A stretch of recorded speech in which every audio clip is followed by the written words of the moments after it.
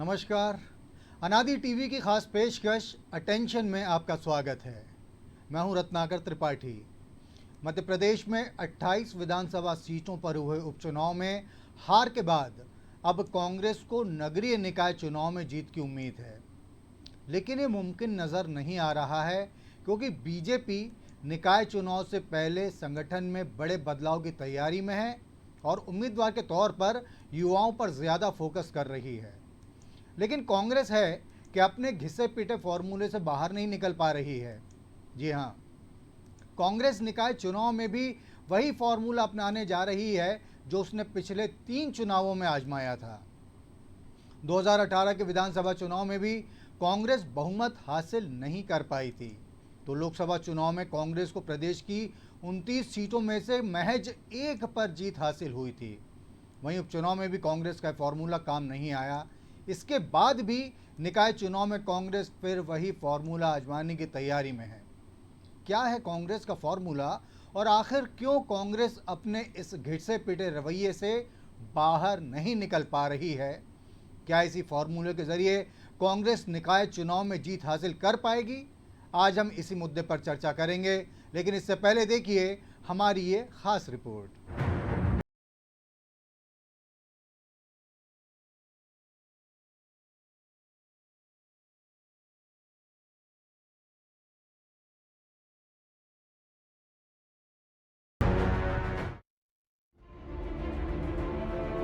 मध्य प्रदेश में 15 महीने पुरानी सत्ता गंवाने के बाद उपचुनाव में मुंह की खाने वाली कांग्रेस ने अब नगरीय निकाय चुनाव के लिए तैयारियां तेज कर दी हैं। इन चुनाव में भी पार्टी अपना वही पुराना घिसा पिटा फॉर्मूला आजमाने जा रही है। पार्टी ने इसके लिए पिछले 3 चुनावों में अपनाया फॉर्मूला ही अपने लिए मुफीद माना है। जी हाँ, पार्टी को लगता है कि सर्वे के आधार पर ही टिकट बांटे जाएं और सर्वे में जो चेहरा लोकप्रियता में आगे दिखे उसे ही मैदान में उतारा जाए। लेकिन ये फॉर्मूला हाल ही में संपन्न उपचुनाव में फिसड्डी साबित हुआ था। मुझे ये बात कहने में कोई संकोच नहीं है कि अभी हम लोगों का संगठन उतना मजबूत नहीं है, लेकिन आदरणीय कमलनाथ जी, हमारा पूरा शीर्ष नेतृत्व, राजा साहब, सारे लोग मॉनिटरिंग कर रहे हैं। मुझे लगता है कि हमारा ये चुनाव से पहले, कॉरपोरेशन के चुनाव से पहले, पंचायत चुनाव से पहले हम लोग संगठन को भी मजबूत कर रहे हैं और हमारा ये प्रयास रहेगा कि इस बार जो हमारा टिकट सिलेक्शन हो थोड़ा ठीक से। साल 2018 में जब कमलनाथ ने प्रदेश कांग्रेस की कमान संभाली तो उस साल के अंत में हुए विधानसभा चुनाव में पार्टी ने सर्वे के आधार पर टिकट बांटे थे और एक सीट के लिए 4-4 बार सर्वे कराने का दावा भी किया गया था। हालांकि कांग्रेस ने मामूली अंतर से बीजेपी को तो सत्ता से बाहर कर दिया, लेकिन खुद भी बहुमत हासिल नहीं कर पाई थी। वोट प्रतिशत में भी वो भाजपा से पिछड़ गई थी। यही फॉर्मूला पार्टी ने लोकसभा चुनाव में भी आजमाया और बुरी गत हुई। कांग्रेस 29 में से 28 सीट हार गई। दिग्विजय सिंह और ज्योतिरादित्य सिंधिया जैसे बड़े चेहरे भाजपा के नए चेहरों से हार गए। अकेली कमलनाथ के बेटे नकुलनाथ किसी तरह अपनी परंपरागत छिंदवाड़ा सीट बचा सके थे। बाद में सिंधिया भाजपा में आ गए और सरकार गिर गई। उसके बाद 2020 के 28 विधानसभा सीट के उपचुनाव में कांग्रेस ने सर्वे के आधार पर उम्मीदवारों को टिकट दिया था, लेकिन पार्टी को 28 में से सिर्फ 9 सीटें नसीब हुई। लेकिन इसके बावजूद भी प्रदेश कांग्रेस अध्यक्ष कमलनाथ पुराना फॉर्मूला ही नगरीय निकाय के चुनाव में आजमाने की तैयारी में है। कांग्रेस पार्टी ने नगरीय निकाय चुनाव में उम्मीदवारों की तलाश में सर्वे शुरू कर दिया है। सिर्फ पार्टी की निजी एजेंसियों से ही नहीं बल्कि पार्टी स्तर पर भी सर्वे करा रही है। साथ ही पर्यवेक्षकों को नगरीय निकाय में भेजकर वहां के स्थानीय मुद्दों और जिताऊ उम्मीदवार की सूची तैयार करने के निर्देश दिए हैं। कांग्रेस की इन तैयारियों पर बीजेपी ने भी तंज कसा है। कांग्रेस किसी भी तरह का सर्वे करवा ले, कोई भी मॉडल अपना ले, कोई भी प्रयास कर ले। लोकसभा में भी उन्होंने प्रयास किया था और अभी उपचुनाव में भी उन्होंने सारी कोशिशें की थी। परिणाम सबके सामने था। जिस राजनीतिक दल का जनाधार खत्म हो गया हो और उसके जनाधार खत्म करने में उनके शीर्षस्थ नेताओं की ही भूमिका है, तो फिर परिणाम कैसे होंगे ये विचार किया जा सकता है। नगरीय निकाय चुनाव जो होने वाले हैं उसमें निश्चित रूप से मैं ये कह सकती हूँ कि भारतीय जनता पार्टी की सरकार के द्वारा किए गए अच्छे कार्यों के से जनता में प्रसन्नता है, जनता अभिभूत है और नगरीय निकाय चुनाव में हमें जनता का आशीर्वाद मिलेगा। छोटे शहरों के चुनाव में बड़ी जीत की उम्मीद लगाकर बैठी कांग्रेस को अपने सर्वे पर भरोसा है। प्रदेश कांग्रेस अध्यक्ष कमलनाथ नगरीय निकाय चुनाव को पूरी गंभीरता से लेते हुए हर स्तर की तैयारी अभी से पूरी कर लेना चाहते हैं। यही कारण है कि पार्टी नेताओं के साथ बैठक कर रणनीति पर अभी से चर्चा होने लगी है। लेकिन पार्टी के लिए मुश्किल नगरीय निकाय चुनाव में जिताऊ चेहरे की है और यही कारण है कि एक बार फिर कांग्रेस सर्वे और पर्यवेक्षकों की रिपोर्ट के आधार पर आगे बढ़ती नजर आ रही है। लेकिन सवाल वही कि क्या बिना संगठन के कांग्रेस सर्वे के आधार पर मैदान में उतरने वाले उम्मीदवारों को जिता पाएगी? उपचुनाव में कांग्रेस ने 9 सीटें जीती है, उसमें से भी कुछ पर ये जीत उसके उम्मीदवारों से ज्यादा भाजपा की उम्मीदवारों से नाराजगी के चलते जीती है। Bureau report, Aradi TV.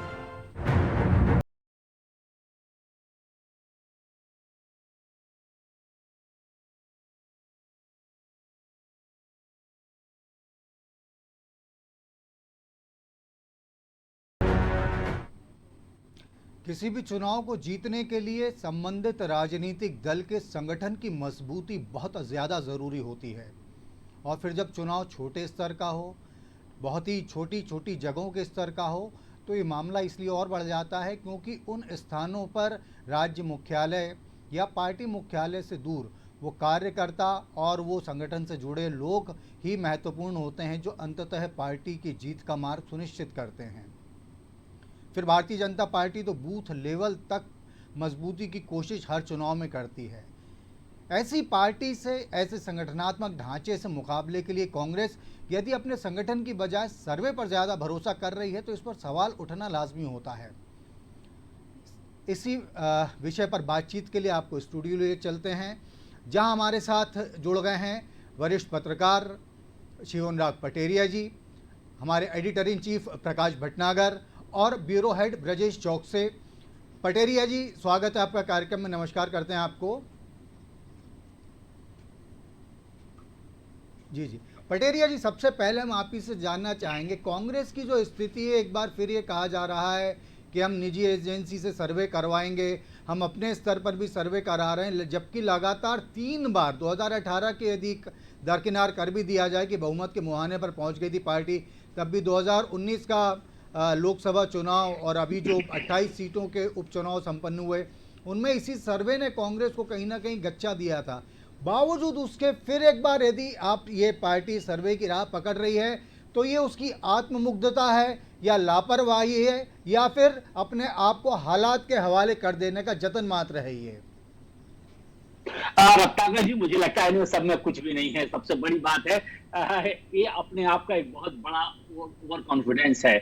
देखिए, ना सर्वे बुरा है, कहते ना सर्वे बुरा है, ना संगठन बुरा है, ना काम करना बुरा है, लेकिन सारी चीजों का परफेक्ट कॉम्बिनेशन हो तो तब बात बनती है। अकेले सर्वे से आप कुछ नहीं कर सकते। आप बड़ी बड़ी योजनाएं बना सकते हैं, आप मेगा प्लान कर सकते हैं, डीपीआर जिसे टेक्निकली कहते हैं, डिटेल्ड प्रोजेक्ट रिपोर्ट। सर्वे क्या होते हैं? सर्वे बीजेपी भी कराती है, हर दल सर्वे कराता है।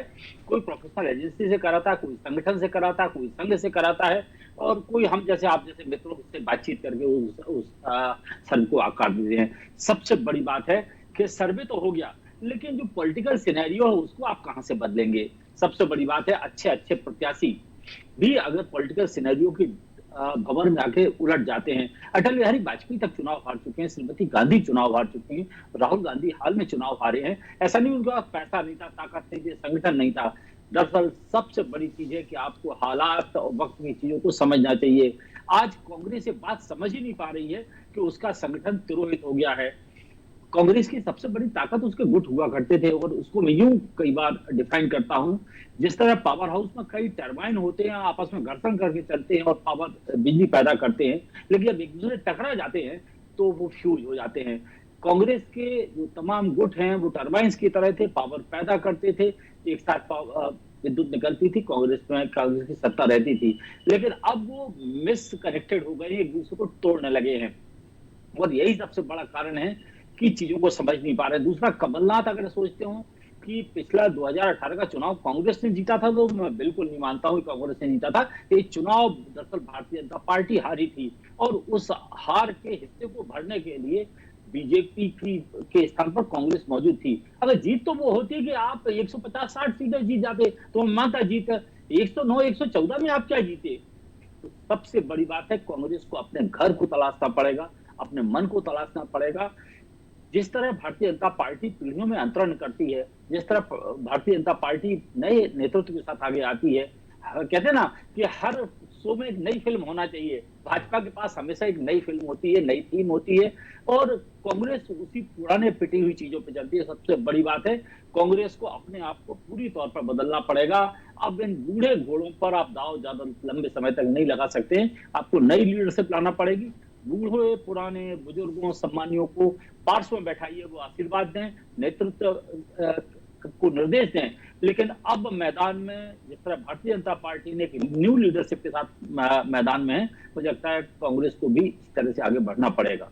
जी जी, निश्चित रूप से सर। लेकिन यहाँ एक बात और उठती है, कांग्रेस में गुटबाजी इतने गहरे तक धंसी हुई है कि अभी जब आपने कहा कि भाई पुराने चेहरों से निजात पानी चाहिए, उन्हें मार्गदर्शक मंडल में भेजे, लेकिन जो अगली हम जनरेशन देखते हैं उसमें भी समझ में आता है, जिन्हें प्रमोट करने की कोशिश हो रही है कि नकुलनाथ कमलनाथ के बेटे हैं, जयवर्धन सिंह दिग्विजय सिंह के बेटे हैं, या फलां कोई व्यक्ति है, तो उसका तो गुटबाजी तो इस पार्टी में अगर नेतृत्व तो बदलता है तब भी जाने की संभावना नहीं दिख रही। ऐसे में जो आपने पावर टर्बाइंस की बात की, उनके बीच में क्लैश और शॉर्ट सर्किट की स्थिति तो बनी ही रहेगी ना सर फिर भी। रत्नाकर जी, आप तीनों जो पैनल पे मेरे साथ में हैं, बहुत ही सीनियर जर्नलिस्ट हैं, मेरे बहुत ही आदरणीय मित्र हैं। सबसे बड़ी बात है, मैं एक बात आपसे निवेदन करना चाहूंगा। अगर अंधे को आप रास्ता दिखा सकते हैं, लेकिन जो जानबूझकर आंखों को बंद किए हो, उसको कोई रास्ता नहीं देखा था। कांग्रेस को सब कुछ मालूम है। दरअसल ये संकट बीजेपी में भी है। बीजेपी में क्यों नहीं है? कैलाश जोशी जी के बेटे, कैलाश सारंग जी के बेटे, लक्ष्मीनारायण शर्मा जी के बेटे, सुंदरलाल पटवा के भतीजे, जयंत मलैया का बेटे, गोपाल भार्गव के बेटे, तो सब बेटे सब जगह हैं। लेकिन इनके बीच में आपको एक बैलेंस बनाना पड़ता है, एक रिफाइंड बैलेंस बनाना पड़ता है। भारतीय जनता पार्टी एक लेवल तक तो आने देती है, उसके बाद सिर्फ मेरिट, आपकी उपयोगिता, आपकी सामाजिक संरचना के आधार पर आपको काम मिलता है। कहते हैं ना, हर कार्यकर्ता को काम है और हर काम के लिए कार्यकर्ता डटा हुआ है। ये भाजपा की पंक्तियां हैं। मुझे लगता है कि बीजेपी से आप कुछ सीखें ना सीखें, लेकिन राउंड द क्लॉक 24/7 या 24 घंटे 7 दिन लगातार काम। कल मैं भाजपा के नेता के साथ था, उन्होंने कहा हमारे पास हमेशा कार्यक्रम होता है, हमारे पास हमारा कार्यालय सक्रिय रहता है और हमारा कार्यकर्ता भी सक्रिय रहता है। कार्यालय कार्यकर्ता के लिए कार्यालय, कार्यालय के कार्यकर्ता, और इन दोनों के साथ एक कार्यक्रम, ये लगातार एक कार्यक्रम में चलते हैं। सबसे बड़ी बात है, बीजेपी एक इलेक्शन मशीन के तौर पर तब्दील हो गई है, जो हमेशा सोते जागते हर अगले चुनाव के लिए तैयार करते हैं। ग्रेटर हैदराबाद को आप देख लीजिएगा, यहाँ 4 सीटों पर थे, वहां पे आप 48 पे आ गए, पूरी ताकत लगा दी। लोग खिलाफत करते रह गए, साहब म्युनिसिपल कॉर्पोरेशन चुनाव में आप लोगों को ला रहे हैं। लेकिन मुझे लगता है ये चीजें ठीक नहीं है। चीजें कुल मिला के हर चुनाव को आपको अपना अंतिम चुनाव मानना चाहिए, हर पूरी ताकत के साथ आपको मैदान में होना चाहिए। जी जी, निश्चित रूप से। प्रकाश भटनागर जी, एक सवाल यहाँ पर उठता है, कमलनाथ जी को लेकर लगातार 3 मोर्चों पर माना जा सकता है सफलता, लोकसभा चुनाव, विधानसभा चुनाव, उपचुनाव। अब एक फैक्टर आता है दिग्विजय सिंह का। दिग्विजय सिंह वो मुख्यमंत्री रहे हैं इस प्रदेश के, जो जिनका हेलीकॉप्टर यदि किसी इलाके को ऊपर से गुजरता था तो वो वहीं बैठे बैठे 3-4 समर्पित, डेडिकेटेड और ताकतवर अपने कार्यकर्ताओं के नाम बता दिया करते थे। जब कांग्रेस में एक शून्य की स्थिति आ रही है नेतृत्व को लेकर, कम से कम मध्य प्रदेश के स्तर पर, जब कार्यकर्ता के स्तर पर ये पार्टी बहुत पिछड़ी हुई नजर आ रही है, तो ऐसा क्या है कि दिग्विजय सिंह के अनुभवों का पार्टी या तो लाभ नहीं ले रही है, या वो खुद इस दिशा में अपने अनुभवों का लाभ देने की पहल नहीं कर रहे हैं? में से क्या स्थिति बनती दिख रही है? देखिए रत्नाकर, दिग्विजय सिंह का जो दौर था वो बीत गया। अब एक जमाना था, दिग्विजय सिंह 2 बार प्रदेश कांग्रेस के अध्यक्ष रहे, 10 साल मुख्यमंत्री रहे, परिस्थितियों वश वो 10 साल मुख्यमंत्री रहे, लेकिन फिर भी उनके अंदर एक संगठन क्षमता थी, मौजूद थी। उसके बाद जब वो यहाँ से सत्ता से बाहर हुए, दिल्ली में उन्होंने ऑर्गेनाइजेशन का काम किया, राष्ट्रीय स्तर पर भी संगठन महामंत्री के तौर पे, राष्ट्रीय महामंत्री के तौर पर उन्होंने काम किया, जनरल सेक्रेटरी। लेकिन फिर वो लगातार, मुझे लगता है कि अपनी राजनीति का रास्ता भटकते रहे। और उत्तर प्रदेश के अंदर उनको प्रभार दिया गया, आंध्र प्रदेश में उनको प्रभार दिया गया, गोवा में प्रभार दिया गया, असम में प्रभार दिया गया, तो हर जगह वो मुझे लगता है कि फ्लॉप हुए, कहीं उन्हें सफलता नहीं मिली। तो कांग्रेस की जो राहुल गांधी के आगमन के बाद एज ए महासचिव बनने के बाद जो असफलता है उसमें बहुत बड़ा श्रेय माननीय दिग्विजय सिंह जी का भी है। तो मुझे लगता है कि अब दिग्विजय सिंह जी आज भी मध्य प्रदेश को जमीनी राजनीति करने वाला अगर कोई नेता मध्य प्रदेश की कांग्रेस में है तो वो अकेले दिग्विजय सिंह है। लेकिन अब दिग्विजय सिंह भी अपनी जमीन खो चुके हैं और दिग्विजय सिंह के कारण कांग्रेस की जमीन खिसक चुकी है। तो मुझे लगता है कि दिग्विजय सिंह बहुत बड़ा फैक्टर है कांग्रेस की दुर्दशा के लिए भी, कांग्रेस की दुर्गति के लिए भी। और अब कोई संभावना नहीं, हालांकि 2018 में पंगत में संगत जैसे कार्यक्रम किए, नर्मदा परिक्रमा निकाली, लेकिन जैसा पटेरिया जी ने कहा है कि वो जीत कांग्रेस की किसी भी दृष्टिकोण से नहीं थी, वो जीत केवल भारतीय जनता पार्टी की हार थी। और आप ये देखो कि उस हार को भी भारतीय जनता पार्टी ने किस हद तक काबू किया, एंटी इनकम्बेंसी को, पार्टी के अंतर कलह को, सबको काबू करके वो कम से कम 109 सीटों तक फिर भी पहुंच गए। और अगर भारतीय जनता पार्टी थोड़ी समझदारी से या थोड़ा नेताओं के आपसी क्लेशेस कार्यकर्ताओं को समझा लेते तो मुझे लगता है चौथी बार में भी भारतीय जनता पार्टी की सरकार मध्य प्रदेश में उसी समय बन जाती। जो 15 महीने का जो अंतराल हुआ शायद वो भी ना होता। निश्चित रूप। अच्छा, ब्रजेश जी के पास चलेंगे हम, हमारे ब्यूरो। ब्रजेश जी, यहाँ एक सवाल उठता है, कमलनाथ जी का जो एनालिसिस सामने आया, लगा कमज़ोर स्थिति है दिग्विजय सिंह के लिए। प्रकाश जी ने इस बात को कहा कि उनका वो दौर गुजर चुका। तो सवाल ही उठता है कि मध्य प्रदेश में कांग्रेस, जैसा कि पटेरिया जी ने भी कहा था कि बदलाव की ज़रूरत है, लेकिन मध्य प्रदेश में कांग्रेस में क्या फिलवक्त कोई एक ऐसा चेहरा नज़र आता है जिस पर दांव लगाकर ये पार्टी अपनी खोई हुई गरिमा और सरकार को वापस लेने का दावा कर सकती है? रत्नाकर जी, पटेरिया जी ने बहुत एक सटीक बात की है कि बूढ़े हो गए। मतलब हमारे यहाँ एक कहावत होती है कि बूढ़े बैलों से खेती नहीं होती। तो अब भाजपा में हम देख रहे हैं कि पीढ़ियां बदल रही हैं। आप वहाँ के प्रदेश अध्यक्ष को देख लीजिए, उन्होंने एक फार्मूला लेके आए 75+ का, एक बुजुर्ग खेमे को उठा लिया, मार्गदर्शन मंडल में ले आए। वो हम ये नहीं कह के बुजुर्गों को आप बाहर कर दीजिए, उनके अनुभवों का लाभ लीजिए जो कांग्रेस नहीं लेना चाहती या वो ही चलना चाहते हैं कि हम भी सत्ता में बरकरार रहें। यदि वो उस फार्मूले को अपनाते तो हो सकता है 15 महीने के बाद वो पूरे 5 साल सरकार चला सकते थे। फार्मूले से, किसी एक फार्मूले से कोई भी एक सफलता हासिल नहीं की जा सकती। जैसे हम गणित के फार्मूले लागू नहीं हो सकते राजनीति में फार्मूले बदलते रहते हैं। यदि आप हैदराबाद का फार्मूला लागू करोगे यहाँ पे तो मध्य प्रदेश में वो सफलता नहीं मिलेगी। एक फार्मूले से आप बॉर्डर तक पहुंच गए, लेकिन 2019 में भी वही फार्मूला आपने लागू किया था कांग्रेस ने, लेकिन 1 सीट मिली लोकसभा की। तो एक फार्मूले को आप एक जगह सफलता मिल गई है तो उसको आप हमेशा के लिए गणित का फार्मूला मत मान लीजिए कि आप उससे पूरे सवाल हल करते चले जाओगे। आप कांग्रेस को ज़रूरत है कि वो युवाओं को मौका दे। जैसे कि लखन जी भी कह रहे थे, लखन यादव जी हम सुन रहे थे, उन्होंने कहा कि हाँ, हम मानते हैं कि संगठन कमज़ोर है। ये महत्वपूर्ण चीज़ है। ये कांग्रेस का हर नेता मान ले कि हमारा संगठन कमज़ोर है तो वो संगठन को मजबूत करने की दिशा में काम करेगा।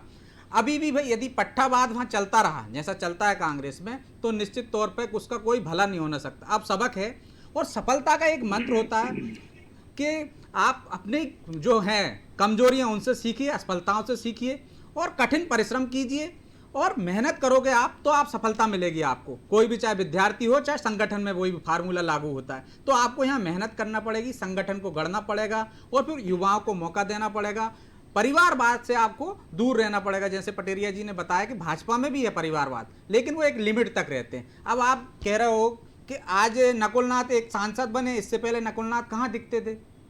आप यदि पूरा यूथ कांग्रेस उनको सौंप दोगे या वो उनको लीडरशिप दे दोगे तो कांग्रेस कहाँ जाएगी? अनुभव की एक कमी जो है यहाँ पे वो झलकेगी। वही हाल हो जाएगा जो राष्ट्रीय स्तर पर राहुल गांधी के आने से हो गया, प्रदेश स्तर पर भी वैसा ही हो जाएगा। तो ये जो जुझारू लोग हैं, युवा हैं, जो मेहनत करके आए हैं, छात्र राजनीति से आए हैं, संघर्ष करके आए हैं, पार्षद से विधायक बने हैं, विधायक से, उन लोगों को मौका देना पड़ेगा, तब कांग्रेस का कुछ भला हो पाएगा। जी जी पटेरिया जी, अगला सवाल हम आपसे चाहेंगे। आपने कहा कि कांग्रेस में बदलाव होने चाहिए, तमाम चीज़ें, इसकी ज़रूरत भी महसूस की जा रही है, लेकिन जिस हिसाब से नगरीय निकाय के चुनाव करीब आ चुके हैं और चुनावों को लेकर जैसी ताकत होनी चाहिए, जैसी तैयारियां होनी चाहिए, तो यदि मान लीजिए कांग्रेस में कुछ तब्दीलियां हो भी जाती हैं, तब भी यदि कोई व्यक्ति बीमारी से ठीक हो जाता है तब भी उसे पुरानी एनर्जी हासिल करने में अच्छा खासा वक्त लग जाता है, बहुत मशक्क़त होती है। तो कांग्रेस के लिए क्या अभी कोई इस तरीके की सूरत आपको नज़र आती है कि मामूली या बड़ी तब्दीलियां करने के बाद वो पूरी ताकत के साथ इस चुनाव के लिए आगे बढ़ सके? देखिए, निश्चित तौर पर संभावनाएं राजनीति में हमेशा बने रहते हैं, जिस तरह युद्ध में भी संभावनाएं हमेशा बनी रहती हैं। छोटे छोटे मुल्क, वियतनाम जैसे मुल्क अमेरिका को परास्त कर देते हैं, तो संभावनाओं का अंत कभी नहीं है, लेकिन उन संभावनाओं को आपको एक्सप्लॉइट करना पड़ेगा। सबसे बड़ी बात है कि कांग्रेस अभी मीटिंग में और ईटिंग में व्यस्त है। मीटिंग वो कमलनाथ जी के साथ करते हैं, फिर वहां पे ईटिंग हो जाती है थोड़ी सी, फिर बाद में लोग चीटिंग कर लेते हैं। तो सबसे बड़ी दिक्कत ये है कि मीटिंग और चीटिंग का जो खेल कांग्रेस में चल रहा है वो बहुत ही खतरनाक। चीटिंग मतलब अपनी मदर पार्टी से, अपनी आस्था के विषय से आप धोखा करते हैं। दरअसल कांग्रेस के तमाम नेता जिस तरह मैदान में होना चाहिए, धोखा मैं बता रहा हूँ, कोई ऐसा धोखा नहीं कि बीजेपी से मिल गए हैं, उनको जिस तरह अपना 100% मैदान में देना चाहिए वो देते हुए नजर नहीं आते हैं। वो सिर्फ एक गणपति परिक्रमा करते हुए कई बार मुझे दिखाई देते हैं। सबसे बड़ी बात है, मैदान में उतरिएगा। मैदान में उतरने के अलावा कोई विकल्प नहीं है। अगर आप मैदान में उतरेंगे तो कहते हैं रस्सी आवत जाते सिल पर पड़त निशान, लगातार एक रस्सी पत्थर पे जाती है तो निशान पड़ जाते हैं। कार्यकर्ता लगातार अगर आगे बढ़ता है तो संगठन को उसका सबसे बड़ा लाभ होता है। सबसे बड़ी बात है, आप घर बैठ के कोई चुनाव नहीं लड़ सकते। कमलनाथ जी के प्रति संपूर्ण आदर के साथ मैं एक बात कहना चाहता हूं, भले वो मध्य प्रदेश आकर 1980 में सांसद बने हों और मध्य प्रदेश राजनीति करते रहे हों, लेकिन प्रदेश कांग्रेस अध्यक्ष बनने के पहले वो सिर्फ छिंदवाड़ा के नेता थे। भले ही केंद्र के राष्ट्रीय नेता थे, अंतर्राष्ट्रीय नेता हैं, आप विश्व के नेता आप कह रहे हैं, मुझे कोई तकलीफ नहीं है, लेकिन सबसे बड़ी बात है उनकी जो पकड़ और पहचान वो सिर्फ एक क्षेत्रीय पकड़ पहचान थी। उसकी तुलना में भाजपा का कोई नेता ले लीजिए, उनके साइज का जो साइजेबल है, चाहे वो शिवराज सिंह चौहान हो, उमा भारती हो, या कैलाश विजयवर्गीय हो, या गोपाल भार्गव हैं, उससे ज्यादा व्यापक इलाके के नेता हैं। आप गोपाल भार्गव नीचे जल्दी वो बुंदेलखंड में पूरे मध्य प्रदेश लोगों को जानते हैं, कैलाश विजयवर्गीय पश्चिम बंगाल तक। सबसे बड़ी बात है, मैदान में आपको उतरना पड़ेगा। कमलनाथ जी ने सबसे बड़ी गलती क्या की, मैं आपको फिर निवेदन करना चाहूंगा, चुनाव के वक्त में फिर वो गलती हो रही है कि जो ड्राइंग रूम पॉलिटिक्स है, मंत्रालय के एसी वातानुकूलित कमरे में बैठ के जो राजनीति होती है वो आपको मैदानी जानकारियां हासिल नहीं करने देती है। और ये दर्द खुद कमलनाथ जी ने कुछ मीडिया पर्सन के साथ बातचीत में कहा था कि उनको बताया था कि कोई नहीं जाएगा और वो चले गए। अगर आप मैदान में उतरते होते, मंत्रालय के नीचे आते होते, तो आपको सारी जानकारी होती कि वास्तव में जमीन की हकीकत क्या है। हम सबको सब कुछ मालूम था, हुजूर आपको कुछ नहीं मालूम था। तो ये तो गलती मेरी नहीं है। कांग्रेस को अपने आप को बदलना पड़ेगा, अपनी संरचना को बदलना पड़ेगा, नौजवान चेहरों को आगे लाना पड़ेगा। कमलनाथ जी, दिग्विजय सिंह जी, सब बहुत ही आदरणीय, बहुत महत्वपूर्ण मध्य प्रदेश में सब ने कंट्रीब्यूट किया है। ये कहूं कि मैं कांग्रेस का कोई कंट्रीब्यूशन नहीं है तो ये धोखा होगा, मेरे अपने साथ में झूठ बोलना होगा। लेकिन सबसे बड़ी बात है, बदलते वक्त के साथ में आज मध्य प्रदेश की जो कुल आबादी है उसमें 19 से 39 साल के बीच जो जनसंख्या है वो 60% के आसपास बैठती है। उनकी आकांक्षाओं पर खरा उतरने वाला व्यक्ति उसी उम्र का होना चाहिए, ना कि उनके पिता की उम्र का हो। पिता अनुशासन चाहता है और समान उम्र का व्यक्ति सपने देखता है, सपनों को पूरा करने की कोशिश करता है। जी जी, निश्चित रूप से भटनागर जी, आपसे एक आखिरी सवाल करना चाहेंगे क्योंकि समय की शायद थोड़ी बाध्यता होगी। अभी पटेरिया जी ने एक बहुत महत्वपूर्ण बात कही। उन्होंने एक तो मीटिंग और ईटिंग का, और दूसरा उन्होंने कहा ड्राइंग रूम जो पॉलिटिक्स है कांग्रेस की वो उसको नुकसान पहुंचा रही है। तो इसी चक्कर में कांग्रेस की जो ड्राइंग है, जो उसकी चित्रकारी है, उसको मतदाता लगातार ख़राब करता चला जा रहा है। सवाल ये उठता है कि इतनी बुरी स्थिति के बाद भी, जो स्थिति किसी से छिपी नहीं है, ये बात किसी दुराव के तहत नहीं कही जा रही है, लेकिन कांग्रेस की जो दशा और दुर्दशा नज़र आ रही है, इसके बावजूद राष्ट्रीय नेतृत्व की इन सारे मामलों से आंखें मूंद लेने की प्रवृत्ति को आप किस रूप में देखते हैं? देखिए रत्नाकर, राष्ट्रीय नेतृत्व हो चाहे मध्य प्रदेश का नेतृत्व, दोनों में एक समान साम्य है। दोनों ही प्रभावहीन हो चुके हैं। मध्य प्रदेश में कांग्रेस का नेतृत्व, जैसे ब्रजेश ने कहा कि बूढ़े बैल से खेती नहीं होती, तो मुझे लगता है कि वही स्थिति कांग्रेस की दिल्ली में है। वहाँ पे भी कांग्रेस के जितने नेता हैं लगभग 65-70 साल की उम्र से ज़्यादा के हैं। उनका सबसे बड़ी बात यह कि इतने पिछले 10-15 सालों में कांग्रेस के जिन नेताओं ने सरकार में शीर्ष छुआ, संगठन में शीर्ष को छुआ है, उनका जनाधार नहीं है। वो जनाधार से निकले हुए नेता नहीं है। कमलनाथ मध्य प्रदेश में एज ए पैराशूट लीडर है। वो जैसा पटेरिया जी ने कहा कि छिंदवाड़ा के बाहर कभी रहे नहीं, भले वो अंतर्राष्ट्रीय स्तर के नेता हों, लेकिन मध्य प्रदेश में उनकी कार्यभूमि जो है वो छिंदवाड़ा तक सीमित रही। तो मध्य प्रदेश की जमीनी राजनीति की समझ भी कमलनाथ जी को नहीं है और इसीलिए वो दिग्विजय सिंह के भरोसे रहे। सेम स्थिति अब जो दिल्ली के अंदर देख लेंगे तो सोनिया गांधी की अपनी कोई राजनीतिक समझ मुझे नहीं लगता कि कोई है। उनके इर्द गिर्द जो सलाहकार थे, जैसे चाहे अहमद पटेल रहे हों, अभी दिवंगत हो गए, वो कांग्रेस के लिए एक बहुत बड़ी क्षति है, लेकिन जो भी लोग थे, जनार्दन द्विवेदी भी थे, अलग अलग समय पे जो भी रहे, वो लोग ड्राइंग रूम पॉलिटिक्स ही करते रहे। एक अच्छी बात जो कही थी ईटिंग मीटिंग सेटिंग की, तो यही चीज़ भारतीय जनता पार्टी के लिए भी कही जाती है, भोजन, बैठक और विश्राम। लेकिन उस बैठक में बहुत दम है। उस बैठक के अंदर वो वाकई में बैठक होती है, विचार होता है, विमर्श होता है और उसका क्रियान्वयन करने के लिए जमीन पर टीम है। मतलब अगर वो जो नेता बैठ के बातचीत कर रहे हैं, विमर्श कर रहे हैं, साथ में भोजन कर रहे हैं, भोजन करने के बाद विश्राम का समय भी है, लेकिन जमीन पे उनका कार्यकर्ता विश्राम नहीं करता है। तो सबसे बड़ी ताकत उनकी ऑर्गेनाइजेशन की यही है। कांग्रेस का कार्यकर्ता जमीन से ही गायब है। जो भी अब यहाँ पे एक पदाधिकारी बैठे हैं, जो भी आया उसको एक पदाधिकारी, एक पोस्ट के साथ में कांग्रेस का कार्यकर्ता है। कार्यकर्ता नहीं है, हर एक आदमी या तो नेता है या फिर पदाधिकारी है। और कमलनाथ ने इस परंपरा को और बढ़ाया, तो मुझे लगता है वो कांग्रेस का कुल मिला के जो ऑर्गेनाइजेशन है वो लगभग कोलैप्स स्थिति में है, वो दिल्ली हो चाहे मध्य प्रदेश हो। ये और इस सब के बीच में प्रकाश जी, ये फैक्टर भी बड़ा इंपॉर्टेंट है कि खुद कमलनाथ वो एक लिस्ट सौंप कर आए दिल्ली में, जिसमें भारी संख्या में पदाधिकारियों को हटाने की बात कही जा रही है। तो मतलब संगठन में शून्यता की वैसे ही स्थिति बनी हुई है। ये पार्टी और उस दिशा में कैसे चली जा रही है, जैसा कि पटेरिया जी ने शुरू में कहा था कि एक ओवर कॉन्फिडेंस वाली स्थिति दिख रही है, और उन्होंने ये भी कहा कि इससे बचने के लिए नेतृत्व में बदलाव की बहुत ज़रूरत है और इसके लिए इस पार्टी को जितनी जल्दी हो सके आवश्यक कदम उठाने चाहिए।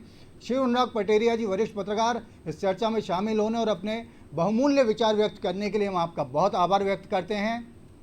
आपने सुना हमारे एडिटर इन चीफ प्रकाश भटनागर और ब्यूरो हेड ब्रजेश चौकसे को कांग्रेस की स्थिति को लेकर जो एक चित्र सामने आ रहा है वो ये है कि इस पार्टी को जितनी मजबूती की दरकार है, ये पार्टी उतनी ही अधिक लापरवाह अंदाज में नज़र आ रही है। ख़ास बात यह है कि स्थिति यहाँ की ख़राब है और दिल्ली दरबार भी इन सारी चीज़ों से, सारे घटनाक्रम से, जो कि बहुत ही ओपन है, जिनमें कोई छिपाव नहीं है, पार्टी की कमज़ोरी रह रह कर बाहर आ रही है। लगातार विधानसभा या उपचुनाव में या लोकसभा चुनाव में पार्टी की खराब हालत बाहर आ रही है, बावजूद उसके पार्टी नेतृत्व ने भी इस दिशा में आंख मूंद कर रखी है। इस शुतुरमुर्गी आचरण के साथ में नगरीय निकाय चुनाव में इस पार्टी का क्या प्रदर्शन रहेगा, ये कहना बहुत मुश्किल है, क्योंकि उम्मीदें कभी ख़त्म नहीं होती, राजनीति संभावनाओं का खेल है। फिर भी आज की तारीख में भाजपा कांग्रेस से नगरीय निकाय चुनाव के मामले में बहुत ज़्यादा आगे नज़र आ रही है। अब आपसे इजाज़त लेंगे, फिर किसी कार्यक्रम में मुलाकात होगी, तब तक के लिए नमस्कार।